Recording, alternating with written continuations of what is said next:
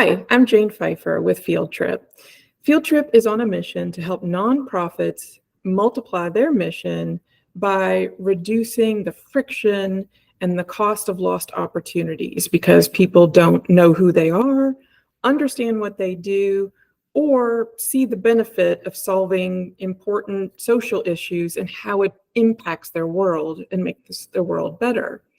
So, for the next few weeks in the Mission Multiplier series, we're going to talk about some of the biggest pain points that impact nonprofit leaders and how there is an antidote to each one of them, what that looks like, and how it can create some not only relief in making the communications and marketing work more efficient, but also increase effectiveness by doubling down on the impact and knowing where to focus and what to do first and when.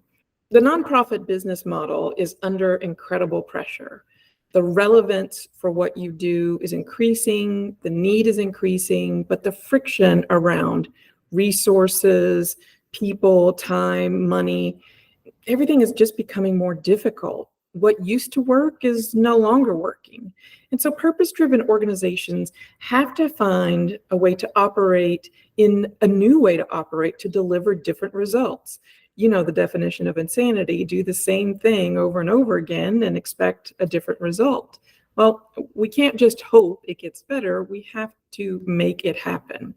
So, like I said, the friction around time and the things that we do, being stuck in the business rather than on the business, there's so many challenges that are facing us every day.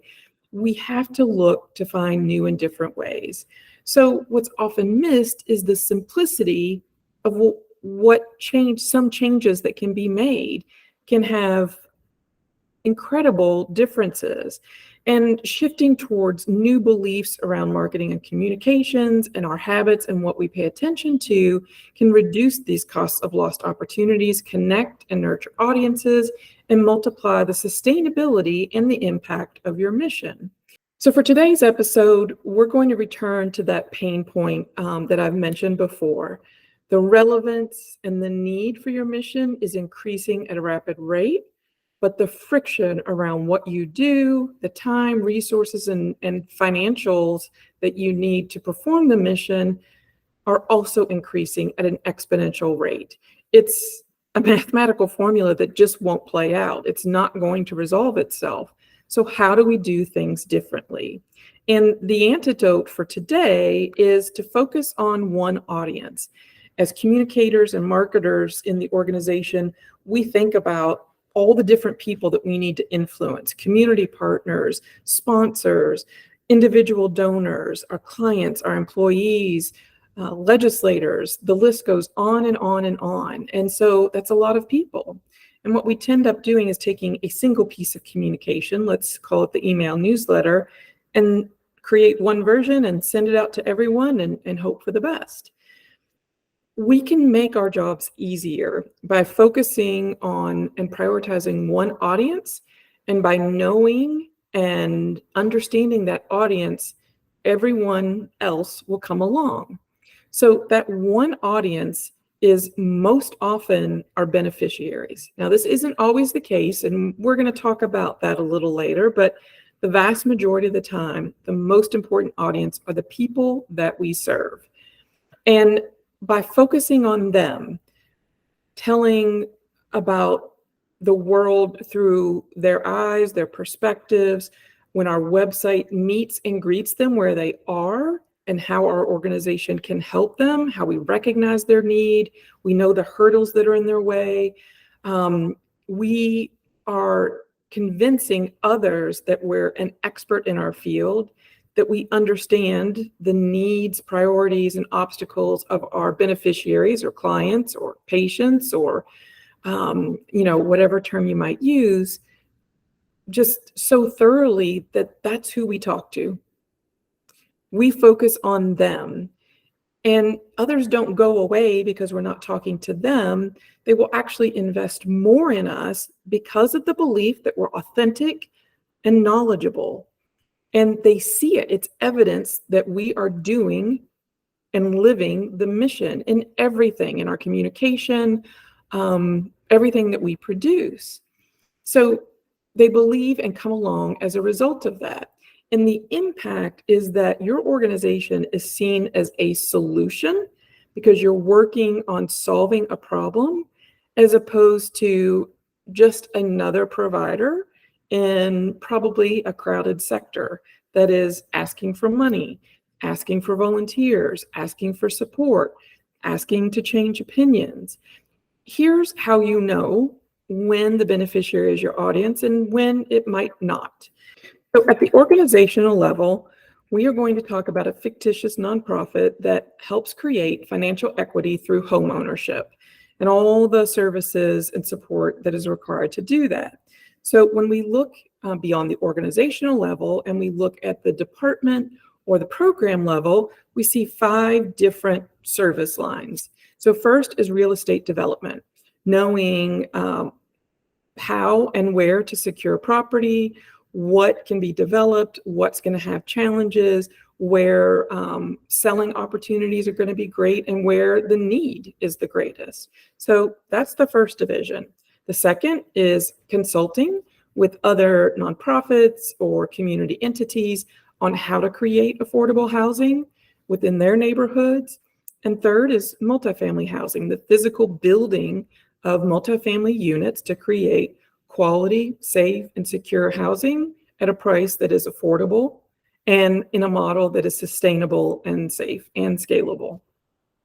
And then finally, specialty housing for senior citizens or for disabled or other special situations that might not be able to use the traditional apartment style living in a multifamily unit.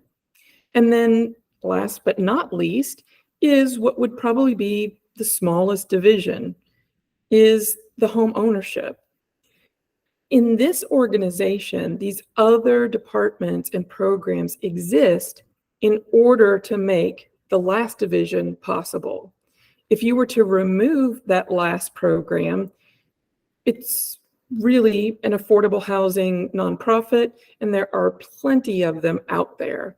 But it's the connection to making home ownership available through the scale of which they operate that they can support leader program.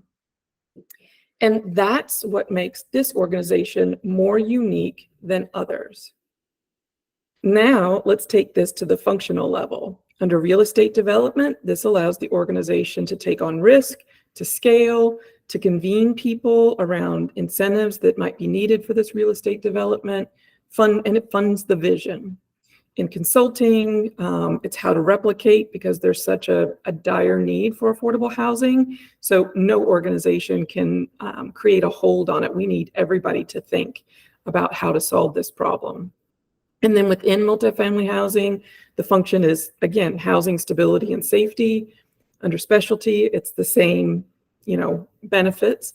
And then under home ownership, the things that they have to deliver is, well, one, the housing units, the stock, the financial health, down payment assistance, equity, stability, and safety. So that's the functional level. And then we go to the audience level. On real estate development, it's a very niche audience. Banks, legislators, policymakers, council members within the city. Nonprofits are the audience for consulting. Potential and current residents are the audience for the units themselves. And then finally, the potential homeowner is the audience for the last division.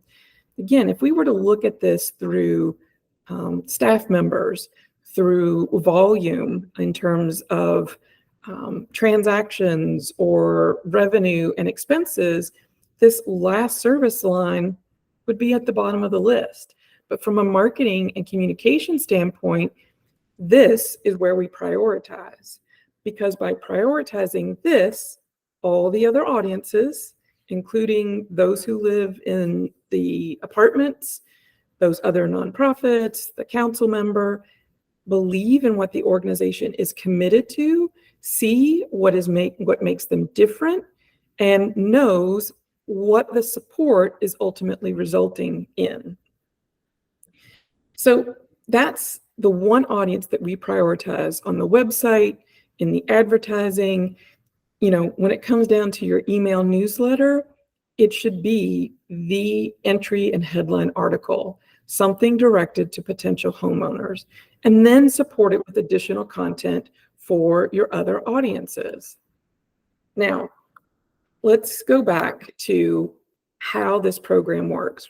Prioritize one audience, do the org chart if you need to figure out which one that is.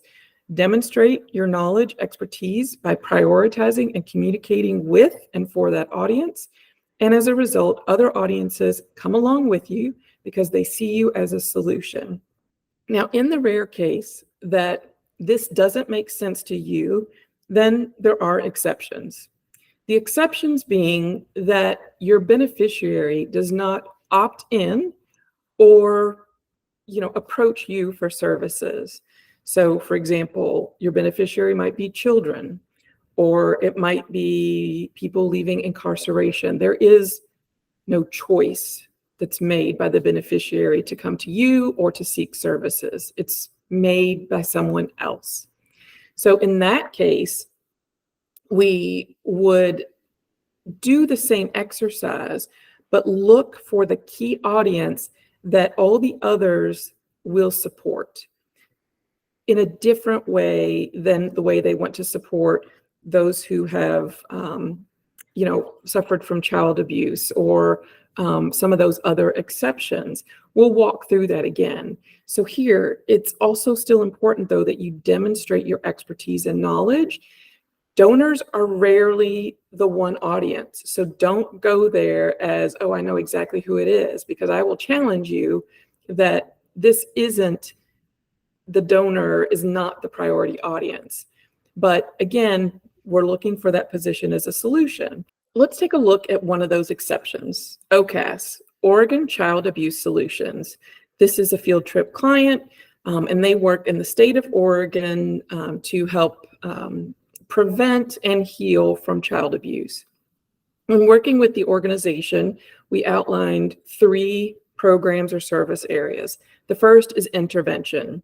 The function with intervention is to train first responders. So audiences would include child welfare agents, law enforcement, and healthcare clinicians. The second vertical is healing, helping the children and adults who are victims of abuse heal from their mental and physical harm. So that trauma-informed cognitive behavioral therapy is the service, and audience might be adult victims and child advocacy centers. They coordinate and communicate with over 20 centers throughout the state. So their primary audience are those centers because that's where the services are performed and where individuals would be welcomed for that healing effort. And then finally, prevention. The function is prevention education and advocacy. So advocacy here, we mean on the legislative and policy-making level, and education for community adults, mandatory reporters like teachers and coaches, and of course, policymakers.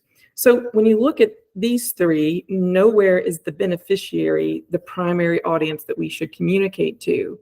But by looking at the prevention, when we communicate to the community about the importance of understanding child abuse, the ownership that we all have a role to play, and the acceptance that it is not something that can be dismissed and put over there because that doesn't happen in my family, my school, my community, my church, that's a win. And the other audiences that support intervention and healing will believe in the power of OCAS. So therefore, that prevention is our primary communication channel, focusing on community adults and mandatory reporters. That's who the organization speaks to day in and day out through their email newsletter, their websites, their trainings, and other forms of communication. There are lists of people to target for the intervention, and for the healing space, well, I hate to say it, but there are also, kind of a workflow process from where there has been intervention. So those people have, to some extent, been identified. It's the marketing communications focus to prioritize the one audience that can make the most difference and that others will believe in. And that lives over in prevention. So thank you for listening, and to see more Mission Multiplier videos, feel free to visit wearefieldtrip.com/nonprofits.